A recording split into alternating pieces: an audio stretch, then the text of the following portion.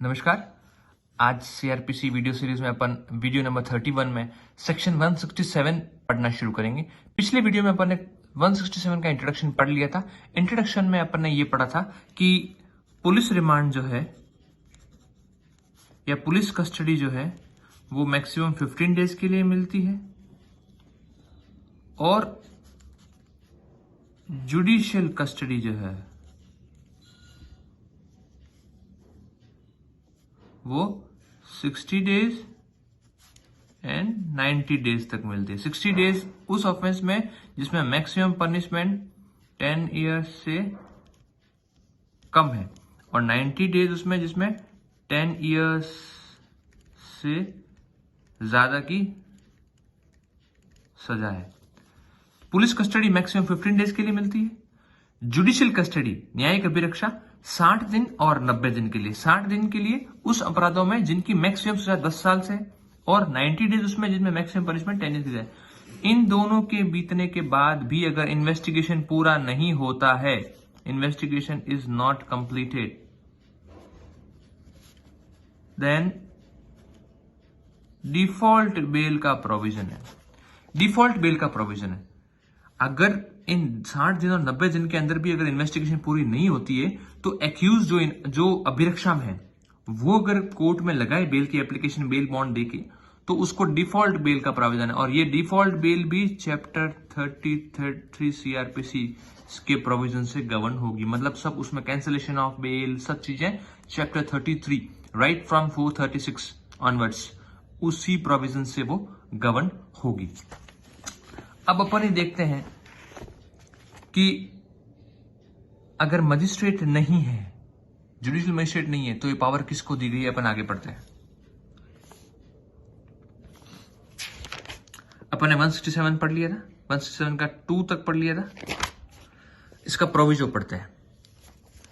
Provided that the magistrate may authorize the detention of the accused person otherwise than in custody of police beyond the period of 15 days if he is satisfied that adequate ground exists for doing so, but no magistrate shall authorize the detention of the accused person। ये अपन ने पढ़ लिया था 90 days और 60 days का। ये आगे provision 60 days किसमें, अदर ऑफेंस। अदर ऑफेंस मतलब 10 ईयर्स से ज्यादा का 90 डेज तो 10 ईयर्स में हो गया। On expiry 90 days default bill का प्रोविजन चैप्टर 36। अब पार्ट बी यहां से पढ़ना शुरू करते हैं। इस वीडियो में अपन को यहां से पढ़ना था, ये यहां तक अपन लास्ट वीडियो में पढ़ चुके थे। No magistrate shall authorize detention of the accused in custody of the police under this section unless the accused is produced before him in person for the first time and subsequently every time till the accused remains in the custody of the police, but the magistrate may extend further detention in judicial custody and production of the accused either in person or through medium of electronic। ये कहना चाह रहा है कि अब जैसे police custody मिलती है ना, मेरा टोटल 15 दिन की मिलती है। इसका मतलब ये नहीं कि आप शुरू में ही जिस दिन पहले दिन उसको हाजिर किया 15 दिन की कस्टडी दी, नहीं। कोर्ट हमेशा 2-2, 3-3 दिन 2 दिन देगा, फिर वापस 1 दिन के लिए जुडिशियल कस्टडी भेजेगा, फिर वापस 2 दिन भेजेगा, फिर वापस। तो ये जब दोबारा जब उसको पुलिस कस्टडी मिलनी है तो उसको पर्सनली कोर्ट में हाजिर करना पड़ेगा। जेल से आप नहीं अगर वीडियो कॉन्फ्रेंस इसको दे दो, नहीं, कोर्ट पर्सनली इसको हाजिर करता है। और पर्पस क्या है, ताकि उस पर 3rd डिग्री अगर यूज हो रही तो कोर्ट देख सके कि भाई आपको कोई प्रॉब्लम तो नहीं पुलिस कस्टडी। तो कुछ अगर उसके ग्रीवियंसेस है, he can make the grievances before the honourable court. वो कोर्ट के सामने अपने ग्रीवेंसेस बता सकता है कि साहब पुलिस कस्टडी है, मेरे साथ मारपीट हो रही है या जो भी कुछ प्रॉब्लम है वो बता सकता है। इसलिए पुलिस कस्टडी के दौरान उसको जितनी बार पुलिस कस्टडी लेनी है पुलिस को, उसको पर्सनली कोर्ट में हाजिर करना पड़ेगा। लेकिन जुडिशियल कस्टडी में ऐसा नहीं है। But the magistrate may extend further detention in judicial custody on production of accused either in person or through the medium of electronic video linkage. Electronic माध्यम से भी उसको दे सकते हैं। Sir 3rd, no magistrate of second class not specially empowered in this behalf by high court shall authorize detention in the custody of police।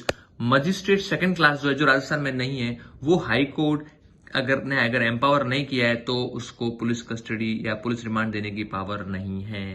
Explanation 1. For the avoidance of doubt, it is hereby declared that notwithstanding the expiry of the period specified in paragraph A, the accused shall be detained in custody so long as he does not file। मैंने आपको कहा था ना कि default bail का provision तब exercise कर सकता है जब वो कोर्ट के सामने एप्लीकेशन लगाए और बेल बॉन्ड भरने के लिए तैयार हो। एक्सप्लेनेशन कह रहा है कि अगर उसने बेल बॉन्ड नहीं भरे और एप्लीकेशन निकले तो उसको डिफॉल्ट बेल का प्रोविजन का यूज नहीं कर सकता, वो उसको लगानी पड़ेगी।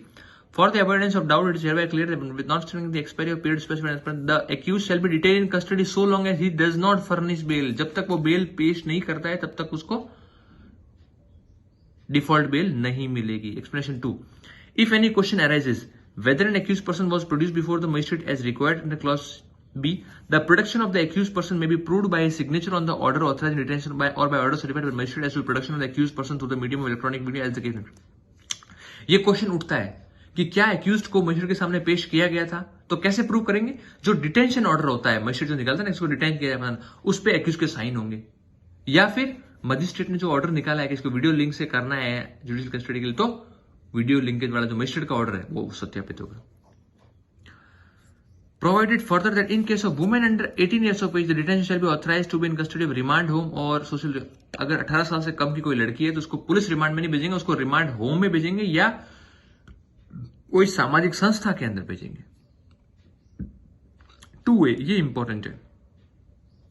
अगर जुडिशियल मजिस्ट्रेट नहीं है माना, अब 24 घंटे में तो पेश करना जरूरी है, सेक्शन 57 में लिखा हुआ है और अपने आर्टिकल 22 में भी लिखा हुआ है. आर्टिकल 22 के सब क्लॉज 2 में लिखा हुआ है कि एक्यूज्ड को 24 आवर्स के अंदर कोर्ट के सामने पेश किया जाएगा, उसका राइट है. अब 24 आवर्स खत्म हो रहे हैं, मजिस्ट्रेट साहब नहीं है, तो पढ़ते हैं, इसमें दे रखा है 2A में.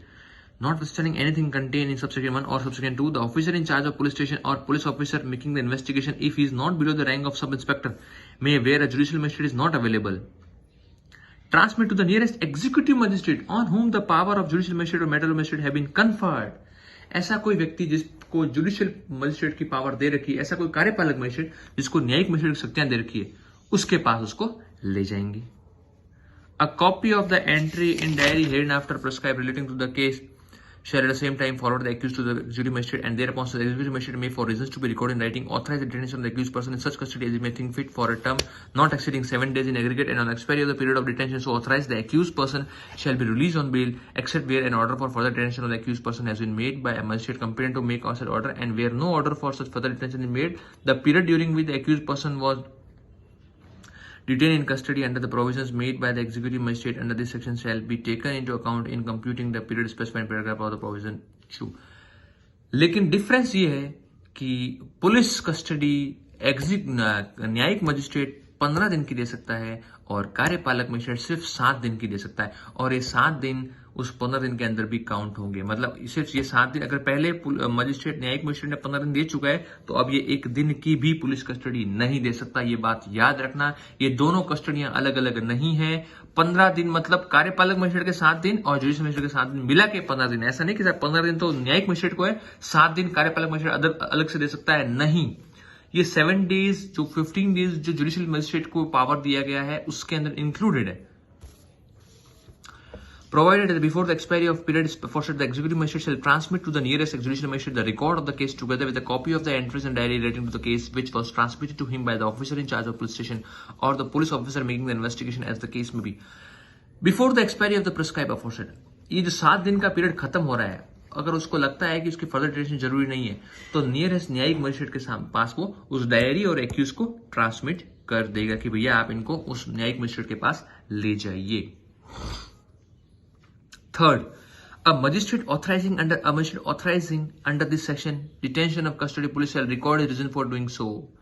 इस पूरे सेक्शन के अंदर मतलब न्यायिक मजिस्ट्रेट भी और कार्यपालक मजिस्ट्रेट भी जब भी डिटेंशन पुलिस कस्टडी में करता है तो उसको रिकॉर्ड करने होंगे अपने रीजंस कि क्यों वो पुलिस कस्टडी में इसको दे रहा है, दोनों को, कार्यपालक मजिस्ट्रेट को भी और न्यायिक मजिस्ट्रेट को भी. Fourth, any magistrate other than chief judicial magistrate making such order shall forward a copy of his order which is reason for making it to the chief judicial magistrate.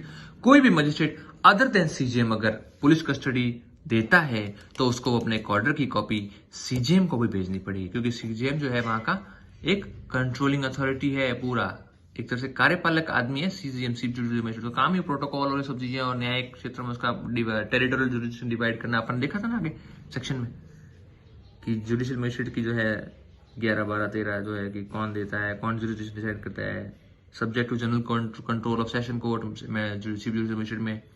तो अगर न्यायिक magistrate ने दिया है तो वो एक कॉपी जो है वो सीजेएम को भेजेगा. ठीक है. Fifth, if in any case triable by magistrate as summons case the investigation is not concluded within period of 6 months. ये बहुत इंपॉर्टेंट है, याद रखना.